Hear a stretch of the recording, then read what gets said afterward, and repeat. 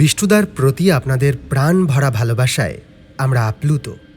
আর magic box মানেই আপনার পছন্দের গল্প, নস্টালজিক সেই ভৌতিক আসরের অনুভূতি আপনার কাছে পৌঁছে দিতে আমাদের এবারের নিবেদন বিষ্ণুদার ভূতের গল্প সিরিজের ৫৫তম গল্প বাদলা রাতে বিলকান্দার পথে। প্রতি সপ্তাহে নতুন নতুন রোমাঞ্চকর, রহস্যময়, ভৌতিক এবং আরও হরেক রকম স্বাদের গল্প শুনতে সাবস্ক্রাইব করে আমাদের সঙ্গে থাকুন।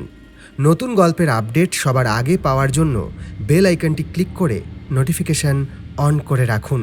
শুরু হচ্ছে সৌমেন মজুমদারের লেখা বিষ্ণুদার ভূতের গল্প সিরিজের ৫৫তম গল্প বাদলা রাতে বিলকান্দার পথে।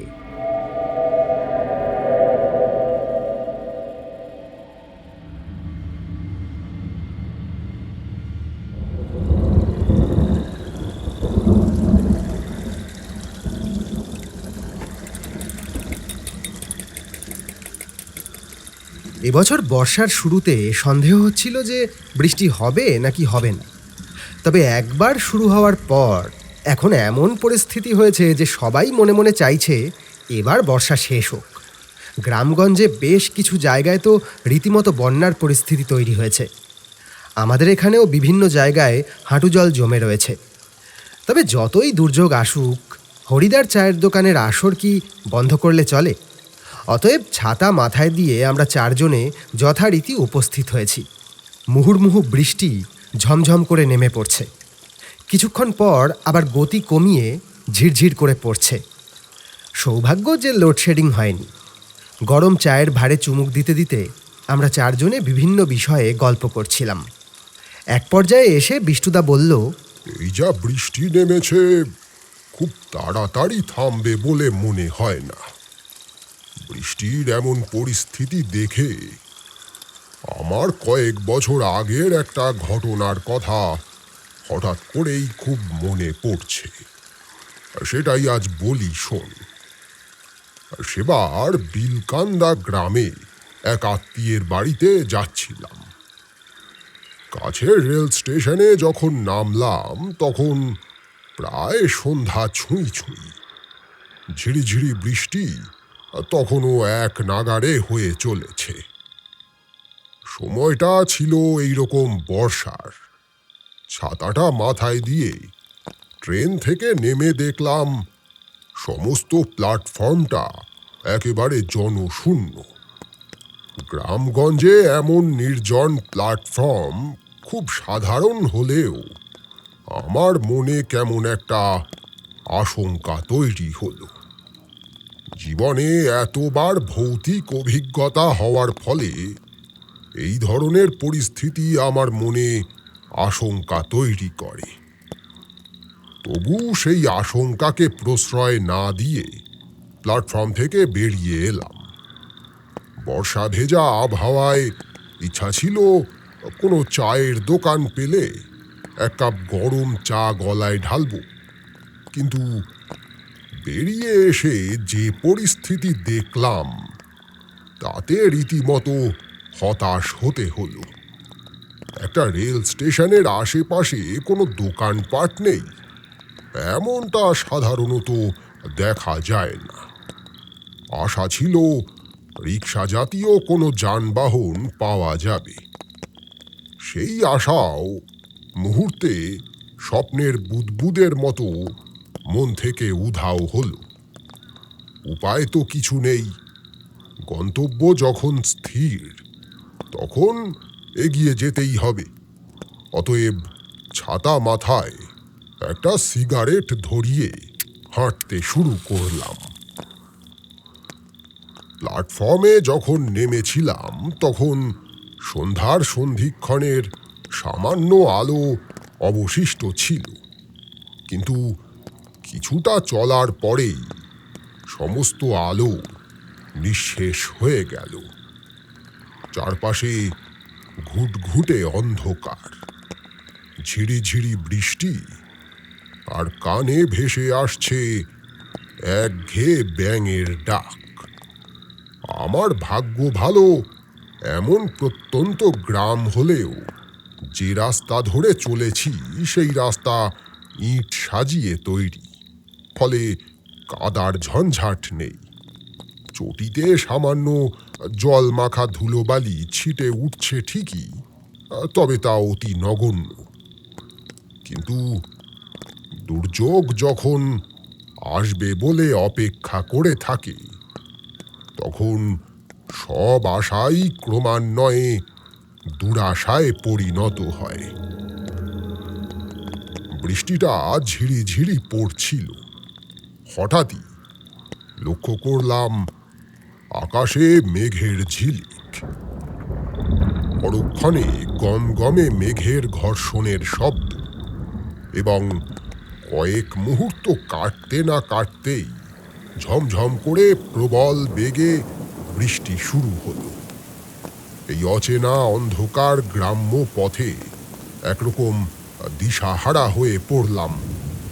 কোথাও একটা আশ্রয় নেওয়া অতি প্রয়োজন, কিন্তু দূর দূরান্তরেও কোনো জনবসতির চিহ্ন চোখে পড়ছে না।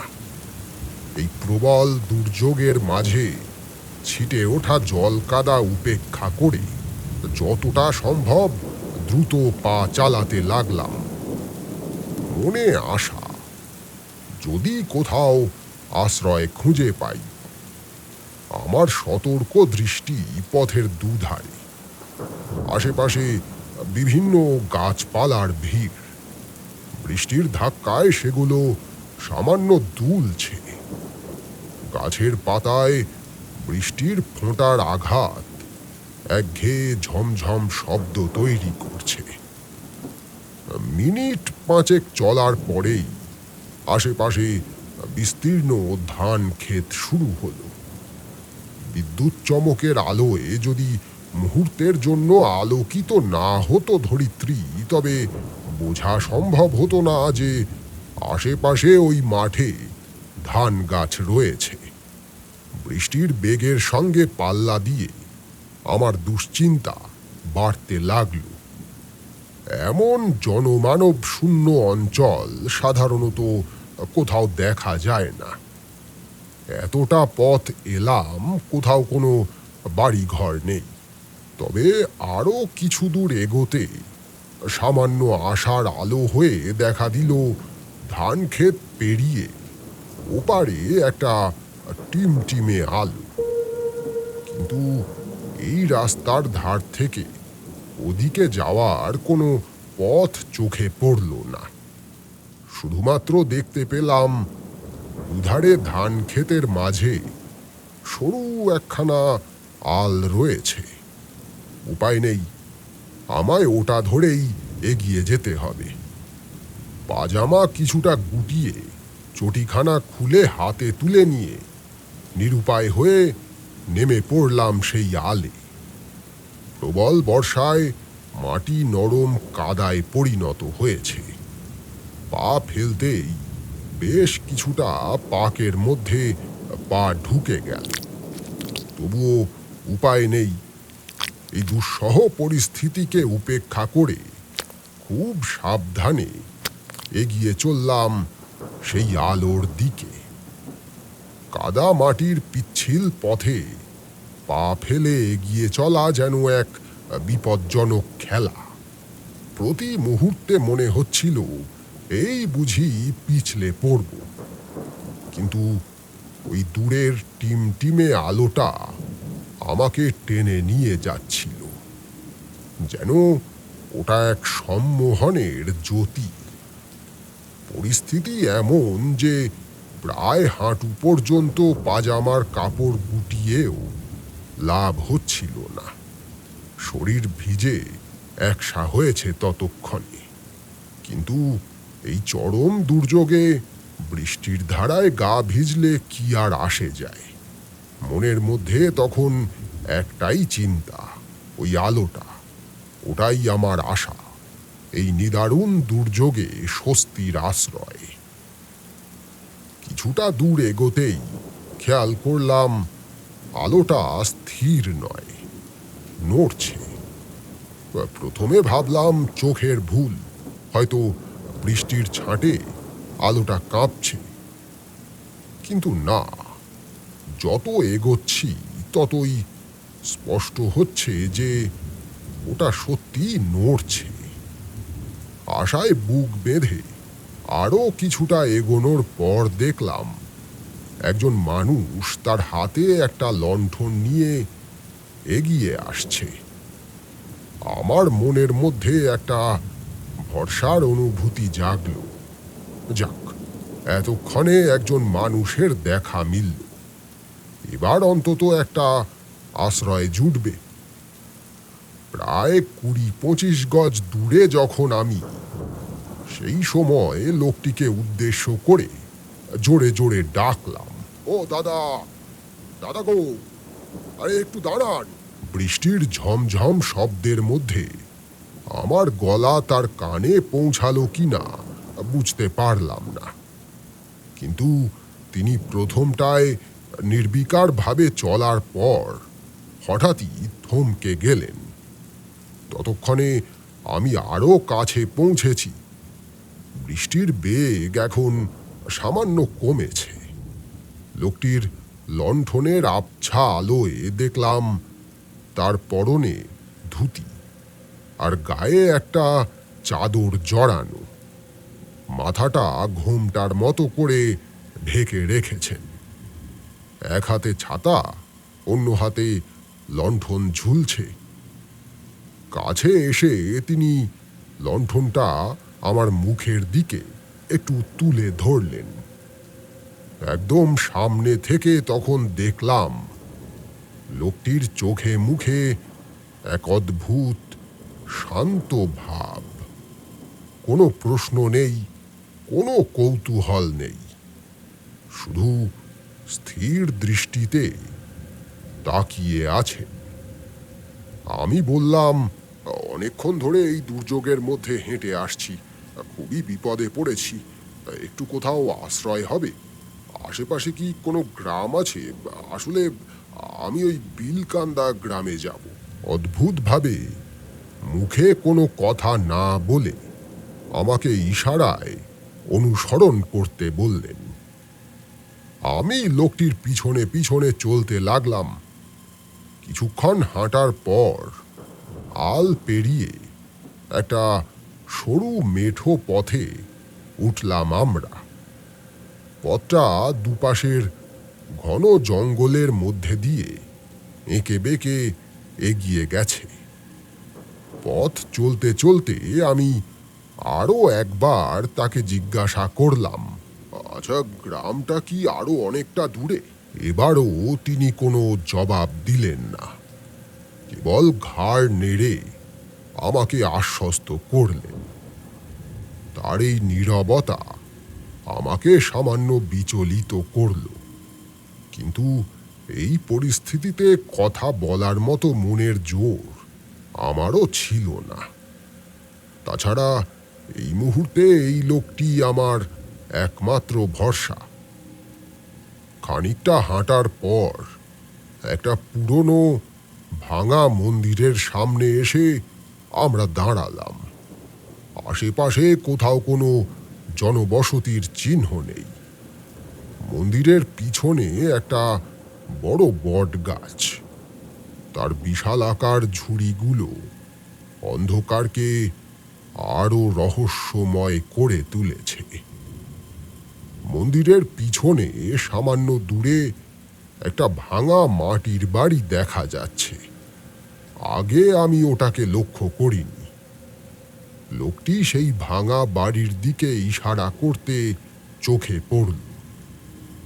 লণ্ঠনটা আমার হাতে দিয়ে তিনি হঠাৎই পিছন ফিরে এগিয়ে অন্ধকারের মাঝে মিলিয়ে গেলেন। আমি ডাকতে গিয়েও ডাকতে পারলাম না। তার এই হঠাৎ চলে যাওয়া আমায় স্তম্ভিত করে দিল। তবে এখানে দাঁড়িয়ে থেকে তো আর লাভ নেই। আমি লণ্ঠন হাতে নিয়ে ভাঙা বাড়িটার দিকে এগিয়ে গেলাম। সদর দরজা খোলা। বাইরে থেকে হাঁক দিলাম, কেউ আছেন? কোনো সাড়া নেই, কিন্তু এভাবে না বলে ভিতরে ঢুকতে অস্বস্তি হচ্ছিল, তাই আবার ডাকলাম। তবে এবারেও কোনো সাড়া পেলাম না। অগত্যা যা থাকে কপালে ভেবে আমি ভিতরে ঢুকে দেখি ঘরের ভিতরে একটা কেরোসিনের বাতি মিটমিট করে জ্বলছে, আর ঘরের এক কোণে একটা মূর্তির মতো বসে আছে একজন লোক। তার চুল দাড়ি কেমন উস্কো খুস্কো, চোখগুলো কোটরে বসা। আমি ঘরে ঢুকতে তিনি মাথা তুলে তাকালেন। তার চোখেও সেই একই রকম শান্ত উদাসীন দৃষ্টি। আমি বললাম, আমি বৃষ্টির মধ্যে আটকে পড়েছিলাম। এক ভদ্রলোক আমাকে আপনার বাড়িটা দেখিয়ে দিলেন। বাইরে থেকে ডেকেছিলাম আপনায়, বোধহয় শুনতে পাননি। কিছু মনে করবেন না, এভাবে ঢুকে পড়েছি সেই জন্য। আমি আসলে ওই বিলকান্দা গ্রামের দিকে যাব। এখান থেকে কোন পথে যাব বলতে পারবেন? লোকটি অদ্ভুত কণ্ঠস্বরে বলল, এখানে কেন এসেছো? যে প্রশ্নের উত্তর আমি আগেই দিয়েছি সেই প্রশ্ন আবার করছে লোকটা। কেন? এইমাত্রই তো বললাম সে কথা। তবুও ভদ্রতার খাতিরে আবার বললাম, আসলে আমি বিলকান্দা গ্রামে যাব, কিন্তু এই বিচ্ছিরি বৃষ্টিতে পুরো নাজেহালা অবস্থা হয়েছে। এখান থেকে পথও আমি চিনি না। এই অবস্থায় একটু আশ্রয়ের জন্যই আর কি। বৃষ্টিটা পুরো থামলেই আমি বেরিয়ে পড়ব। পথটা কোন দিকে একটু যদি আমায় বলেন। লোকটি আর কোনো কথা বলল না। জানি না কেন আমার মনে অদ্ভুত এক অস্বস্তি শুরু হয়েছে তখন। গায়ের পোশাক ভিজে একসা, তবু যে ভদ্রলোকের কাছে শুকনো পোশাক চাইব সেই প্রবৃত্তি হলো না। ঘরের ভিতরটা ভীষণ ঠান্ডা, আর একটা অদ্ভুত আষ্টে গন্ধ। লণ্ঠনটা এক পাশে রেখে আমি মেঝেতেই বসে পড়লাম। ঘরের মধ্যে ভালো করে তাকিয়ে দেখলাম কোথাও কোনো আসবাবপত্র নেই। দেওয়ালগুলো কেমন কালো হয়ে গেছে। হঠাৎ করেই আমার মনে একটা খটকার উদয় হলো। সেই লণ্ঠনওয়ালা লোকটা তো এই পথে আমাকে নিয়ে এলো, কিন্তু তার নিজের বাড়িতে অথবা যেখানে অনেক লোকজন আছে তেমন কোনো গ্রামে না নিয়ে গিয়ে এমন এক নির্জন জায়গায় ছেড়ে চলে গেল কেন? এই লোকটি বা কে? আমি আবার লোকটিকে জিজ্ঞাসা করলাম, আপনি এখানে একাই থাকেন? এবার লোকটির ঠোঁটে একটা অদ্ভুত হাসি ফুটে উঠল। বলল, তুমি, আমি, আর ওই যে লোকটি হাত দিয়ে ঘরের চালের দিকে ইশারা করল। আমি তার ইশারা অনুসরণ করে উপরের দিকে তাকাতেই রীতিমতো আঁতকে উঠলাম। চাল থেকে একটা পুরনো জালে জড়ানো ধবধবে সাদা কঙ্কাল ঝুলে আছে, আর সেই জালের ফাঁক দিয়ে আমার দিকেই যেন স্থির চোখে তাকিয়ে আছে সেই কঙ্কালের খুলিটা। আতঙ্কের চিৎকার যেন কণ্ঠ থেকে বেরোতে গিয়েও গলার কাছে আটকে গেল। বেশ বুঝতে পারলাম আমি আশ্রয় খুঁজতে এসে এক ভয়ঙ্কর বিপদে পড়েছি। কঙ্কালটার দিকে তাকিয়ে আমার সারা শরীর অবশ হয়ে এলো। আমি আতঙ্কিত চোখে লোকটির দিকে তাকালাম। তার ঠোঁটের বীভৎস হাসিটা যেন নীরবে ঘরের প্রতিটি কোণায় প্রতিধ্বনিত হচ্ছে। আমি কোনো রকমে নিজেকে সামলে উঠে দাঁড়ানোর চেষ্টা করলাম, কিন্তু পা দুটো যেন আমার কথা শুনছিল না। মনে হচ্ছিল কেউ অদৃশ্য হাত দিয়ে আমার পা ধরে রেখেছে। মেঝেতে রাখা লণ্ঠনটার আলো তখনও টিমটিম করে জ্বলছে। সেই আলোয় দেখলাম লোকটির চোখ থেকে ফোঁটা ফোঁটা লাল তরল গড়িয়ে পড়ছে।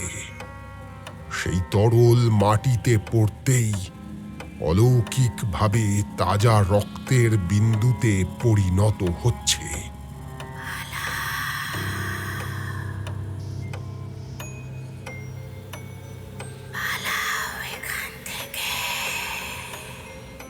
একটা ক্ষীণ কণ্ঠস্বর আমার কানের কাছে ফিসফিসিয়ে উঠল। আমি চমকে উঠলাম। এই আওয়াজটা ওই লোকটির কণ্ঠের নয়।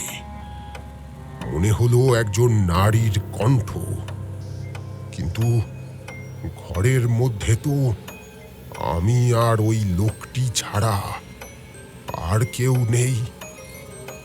আমি তখনও মেঝেতেই বসে কোনো রকমে হামাগুড়ি দিয়ে দেওয়ালের দিকে সরে যেতে চাইলাম।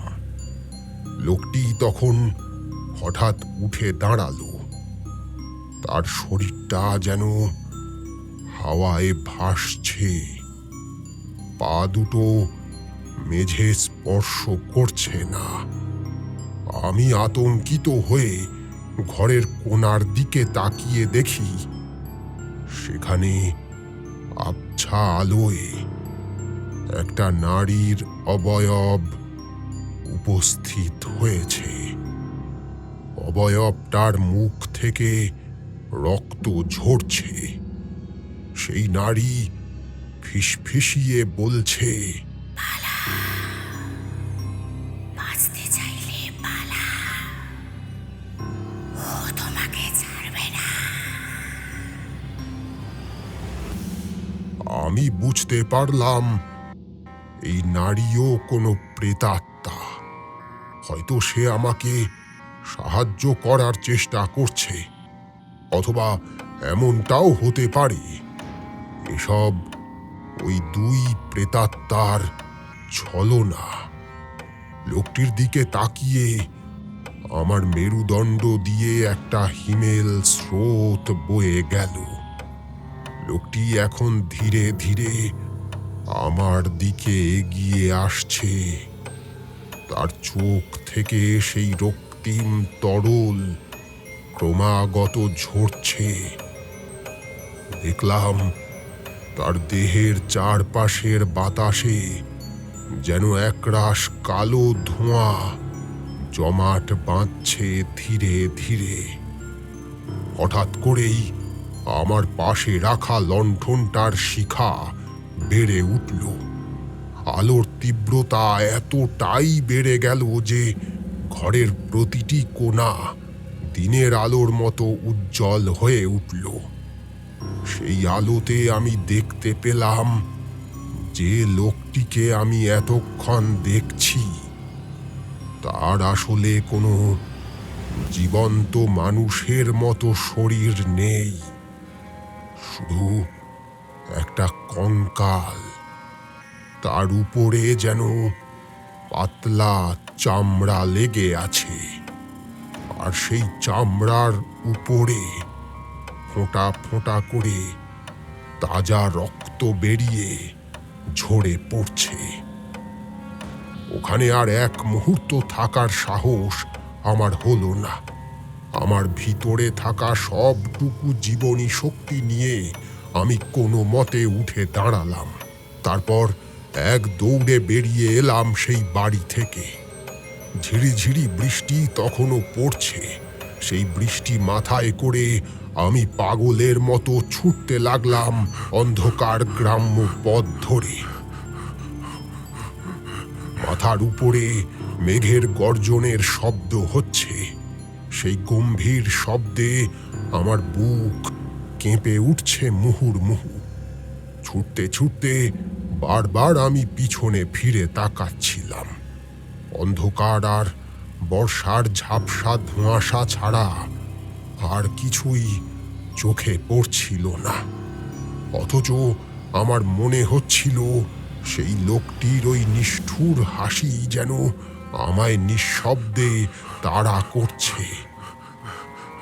আমি ছুটতে ছুটতে একটা বড় বট গাছের কাছে এসে থামলাম। পাশেই একটা ছোট নদী বয়ে চলেছে। আমার তখন দিকবিদিক জ্ঞান ছিল না। আর কোনো কিছু না ভেবে আমি সেই নদীর জলেই ঝাঁপ দিলাম। বর্ষার শীতল জল আমার সারা শরীরে একটা ঝটকা দিল। মনে হচ্ছিল এতক্ষণ ধরে যে দুঃস্বপ্ন আমায় ভর করেছিল তা যেন নদীর জলে ধীরে ধীরে ধুয়ে যাচ্ছে। জলের স্রোতের সঙ্গেই আমি ভেসে চললাম। ভাসতে ভাসতে কখন যেন আমার অবশিষ্ট চেতনাটুকুও লোপ পেল।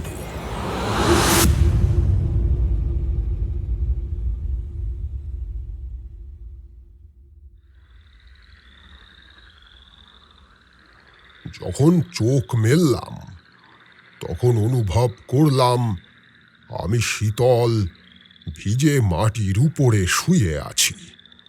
চারপাশে ঘুটঘুটে অন্ধকার। কোনো নদীর শব্দ নেই, বৃষ্টিরও লেশ মাত্র নেই। কোথায় আমি? আমি ধড়মড় করে উঠে বসলাম। আমার বুকের ভিতর হৃৎপিণ্ডটা যেন অস্থির হয়ে উঠেছে। চারপাশটা ভালো করে লক্ষ্য করলাম। আমি এখানে এলাম কি করে? আমি তো সেই ছোট নদীতে ঝাঁপ দিয়েছিলাম, তারপর ভেসে যাচ্ছিলাম স্রোতের সঙ্গে। কিন্তু তারপরে কি হয়েছিল আর মনে করতে পারলাম না। কিন্তু এই মুহূর্তে যেখানে আমি রয়েছি সেই জায়গার সঙ্গে আগের জায়গাগুলোর কোনো সাদৃশ্য নেই। দূরে এক জায়গায় অস্পষ্ট আগুন জ্বলছে বলে মনে হলো। ছাইয়ে ঢাকা আগুনের শেষ আভা। তা থেকে দলা পাকিয়ে ধোঁয়া বেরিয়ে অন্ধকারের সঙ্গে মিশে যাচ্ছে। ফলে জায়গাটাকে আরো ধোঁয়াটে রহস্যময় দেখাচ্ছে। নাকে কেমন একটা পরিচিত পোড়া গন্ধ এসে লাগলো। ঠিক যেমন গন্ধ শ্মশানে গেলে পাওয়া যায় তেমন। তবে কি আমি কোনো শ্মশানে এসে পৌঁছেছি? ওই আগুন কি কোনো চিতার? আমার মাথার মধ্যে সব কিছু গুলিয়ে যাচ্ছে।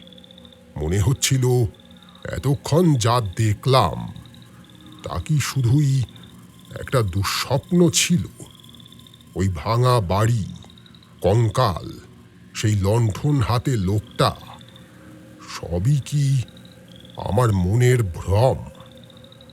আমি উঠে দাঁড়ানোর চেষ্টা করলাম, কিন্তু পা দুটো কেমন অবশ হয়ে আছে। কোনো মতে খুঁড়িয়ে খুঁড়িয়ে এগোতে লাগলাম। লক্ষ্য ওই আগুনের শেষ আভা।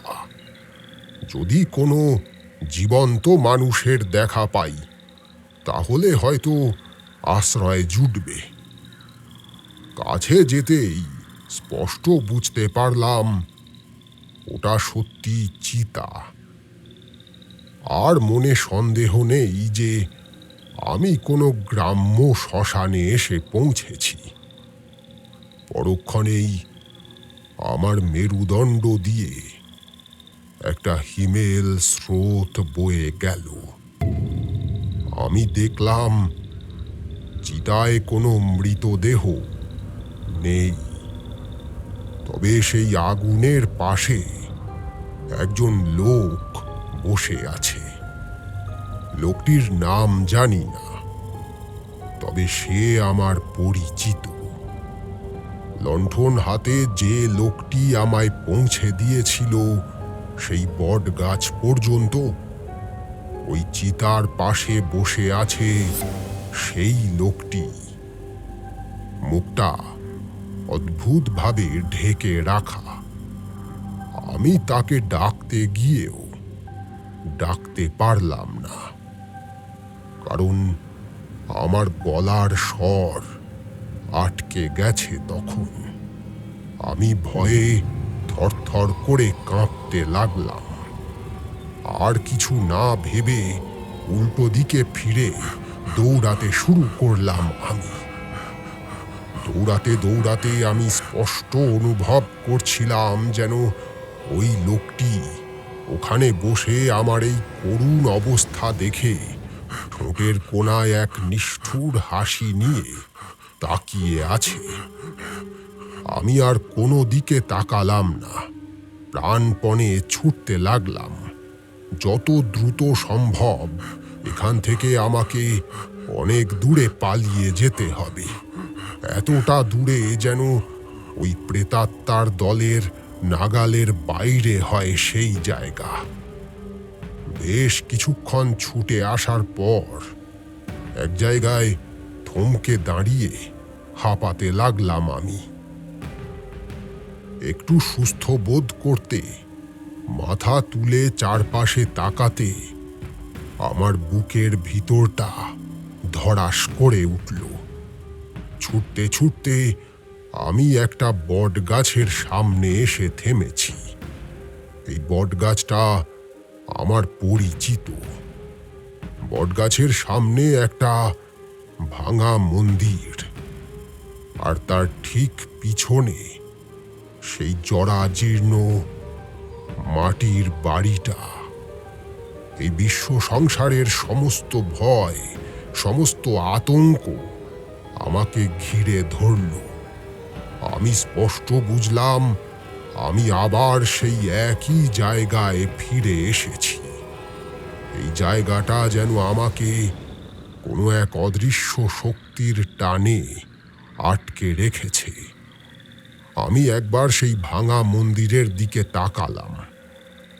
ভিতরে কোন দেবতার বিগ্রহ আছে কে জানে, আর ওদিকে ওই বাড়ির জানালার ফাঁক দিয়ে একটা মিটমিটে আলো ভেসে আসছে। আমার মনে হলো ওই আলোটা আমায় ডাকছে। আমি জানি ওখানে কি আছে, ওই কঙ্কাল আর সেই রহস্যময় লোকটা। আমার পা এগোতে চাইছিল না, অথচ কেমন যেন একটা অদ্ভুত টান অনুভব করছিলাম আমি। মন বলছিল, পালা, যতটা পারিস জোরে এখান থেকে পালিয়ে যা। কিন্তু শরীরের উপরে আমার কোনো নিয়ন্ত্রণ ছিল না। বিপদ জেনেও আমি ধীরে ধীরে সেই জরাজীর্ণ বাড়িটার দিকে এগোতে লাগলাম। সদর দরজাটা খোলা। আমি চৌকাঠে দাঁড়িয়ে উঁকি দিলাম। ঘরের ভিতরটায় সেই বাতিটা এখনো জ্বলছে, কিন্তু আগের মতো ঘরের কোণে কেউ বসে নেই। ঘরের মধ্যে একটা অদ্ভুত নীরবতা, কিন্তু আমি জানি এই নীরবতা আসলে এক গভীর বিপদের পূর্বাভাস। আমার বুক ঢিপ ঢিপ করছিল। সাহস করে আমি ঘরের ভিতরে পা রাখলাম। কেউ নেই, কোনো শব্দ নেই।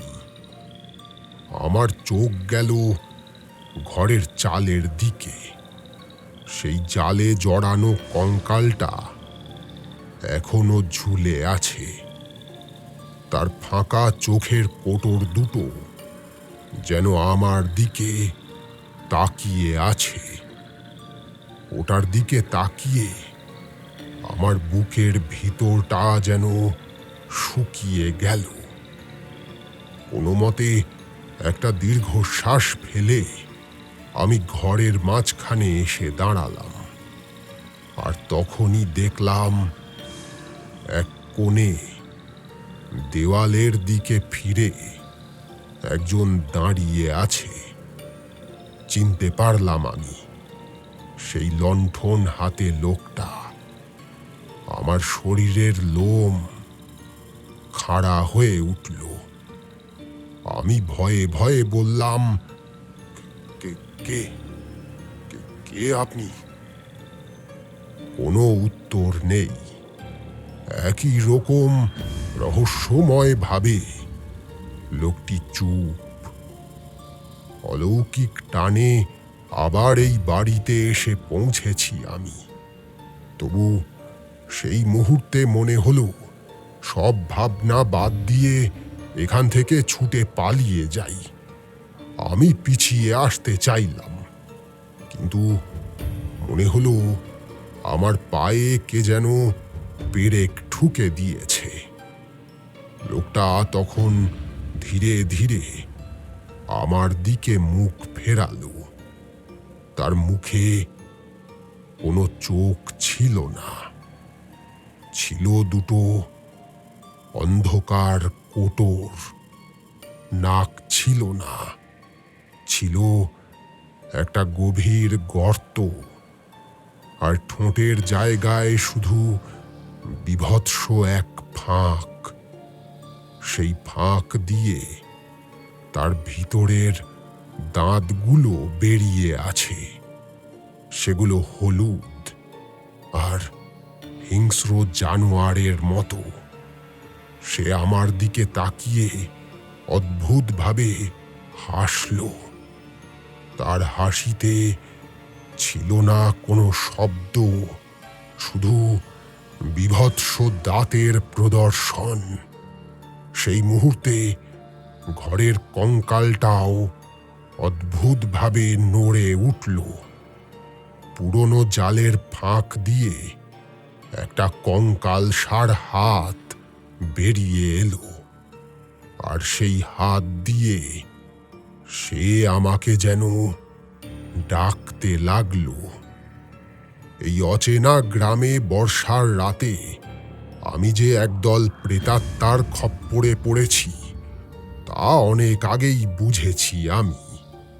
সেই মুহূর্তে মনে হলো আমার সামনে উপস্থিত ওই মানুষের অবয়ব, ওই কঙ্কাল যেন সাক্ষাৎ মৃত্যুদূত। আমি পালাতে চাইলাম, কিন্তু ঘরের দরজাটা অলৌকিকভাবে সেই মুহূর্তেই বন্ধ হয়ে গেল। আর সেই বন্ধ দরজার উপরে সেই লণ্ঠন হাতে লোকটার বিকৃত মুখের ছায়া ফুটে উঠল। সেই ছায়াটা যেন আমাকে দেখে বীভৎস নিষ্ঠুরভাবে হাসছে। পর মুহূর্তে ঘরের বাতিটা দপ করে নিভে গেল। ঘোর অমাবস্যার মতো নিকষ কালো অন্ধকার গ্রাস করল সব কিছু। কেবল সেই কঙ্কালটার নড়াচড়ার শব্দ ভেসে আসতে লাগলো। আমার শ্বাস বন্ধ হয়ে আসছে। বুক ফেটে বেরিয়ে আসছিল এক আর্তনাদ, কিন্তু গলা দিয়ে কোনো শব্দ বেরোচ্ছিল না। মনে হলো সমস্ত ভয় আর আতঙ্ক যেন একটা ভারী পাথর হয়ে আমার বুকের উপরে চেপে বসেছে। অনুভব করলাম সেই ভয়ঙ্কর বিকৃত মুখের লোকটি এবার আমার দিকে এগিয়ে আসছে। আমি টের পেলাম এক শীতল বরফের মতো ঠান্ডা স্পর্শ আমার ঘাড়ের উপর। আমার সমস্ত রক্ত রক্ত যেন জমাট বেঁধে গেল। লোকটির হাত আমার ঘাড় চেপে ধরল, আর আমি যেন এক গভীর কুয়োর মধ্যে তলিয়ে যেতে লাগলাম। আমি অনুভব করলাম আমার শরীর থেকে যেন সমস্ত প্রাণ শক্তি শুষে নিচ্ছে কেউ। হঠাৎ করেই ঘরের মেঝেটা দুলে উঠল। মনে হলো মাটি ফুঁড়ে উঠে আসছে হাজার বছরের পুরনো কোনো এক অশরীরী শক্তি। মেঝে ফেটে চৌচির হয়ে যাচ্ছে, আর সেই ফাটলের ভিতর থেকে বেরিয়ে আসছে অসংখ্য কঙ্কালসার হাত। সেই হাতগুলো আমাকে, সেই বিকৃত লোকটিকে আর চাল থেকে ঝুলে থাকা কঙ্কালটাকে জড়িয়ে ধরছে। মনে হলো এক ভয়ঙ্কর নরক যেন তার দরজা খুলে দিয়েছে। সেই হাজার হাজার কঙ্কালের হাতগুলো আমাদের টেনে নিয়ে যাচ্ছে মাটির গভীরে। এক হিম শীতল শূন্যতার মাঝে আমি তলিয়ে যেতে লাগলাম। জ্ঞান হারানোর আগে আমি শেষবারের মতো অনুভব করলাম এক পচা, শ্যাওলা লাগা মাটির গন্ধ। কানে ভেসে এলো এক অশরীরীর বীভৎস আর্তনাদ। সেই আর্তনাদ চারপাশের বাতাসে প্রতিধ্বনিত হতে লাগলো।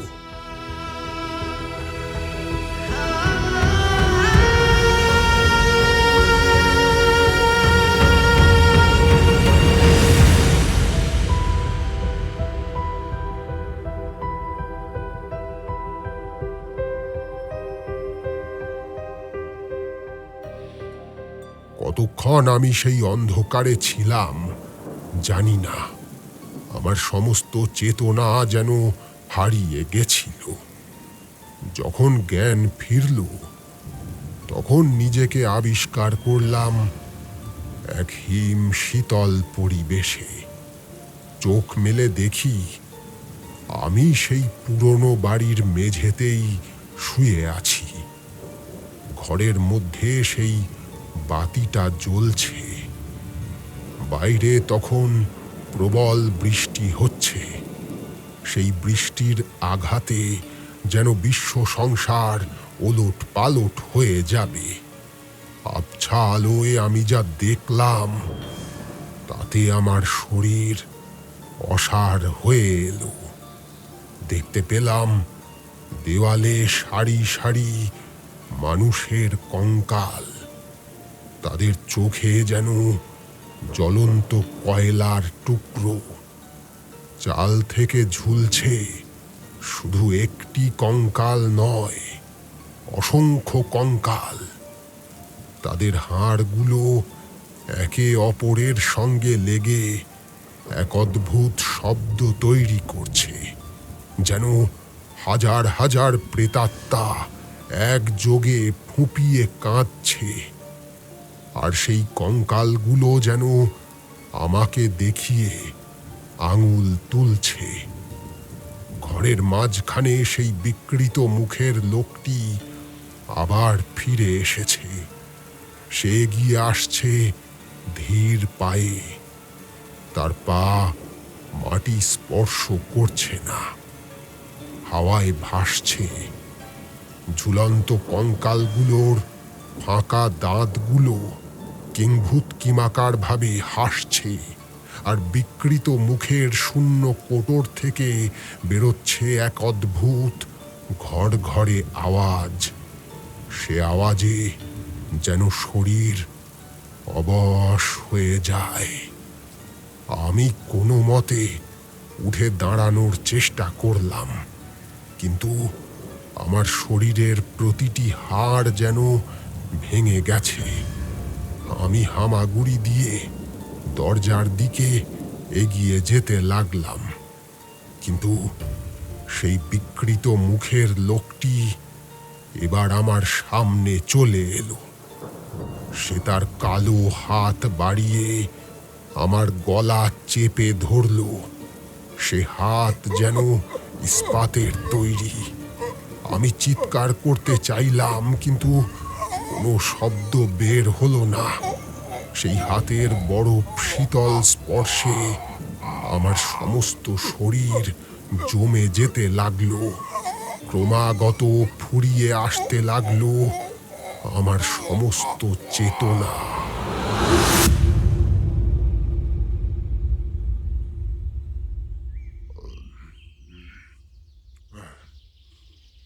জ্ঞান আমার ফিরে আসে দিনের আলো ফোটার পর।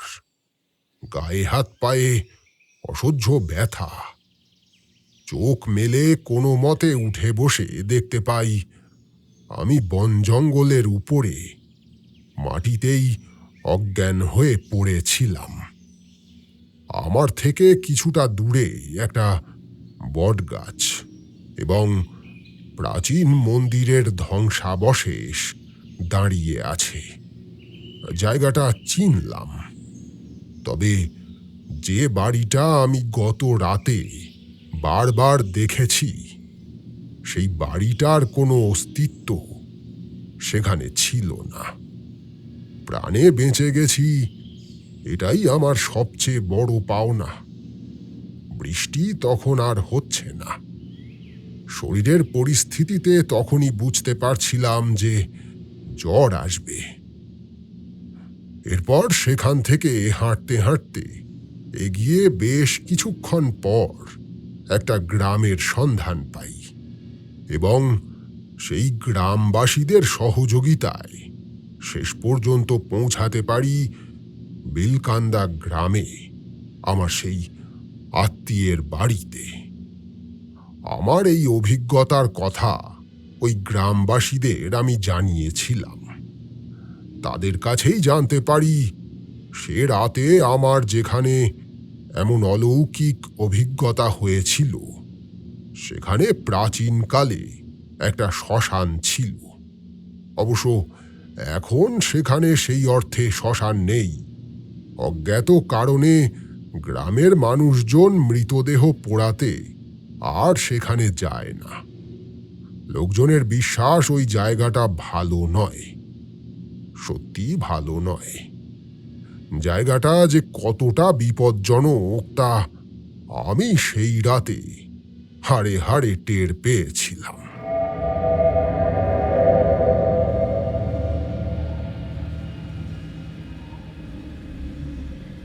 শুনছিলেন সৌমেন মজুমদারের লেখা বিষ্ণুদার ভূতের গল্প সিরিজের ৫৫তম গল্প বাদলা রাতে বিলকান্দার পথে। বিভিন্ন চরিত্রে রূপদান করেছেন সোমা এবং আমি আপনাদের সঙ্গে সৌমেন। গল্পটি কেমন লাগলো অবশ্যই জানান কমেন্ট বক্সে। ভালো লাগলে লাইক এবং শেয়ার করুন। প্রতি সপ্তাহে নতুন নতুন গল্প শুনতে সাবস্ক্রাইব করুন আমাদের চ্যানেল। নতুন গল্পের আপডেট সবার আগে পাওয়ার জন্য বেল আইকনটি ক্লিক করে নোটিফিকেশন অন করে রাখতে ভুলবেন না।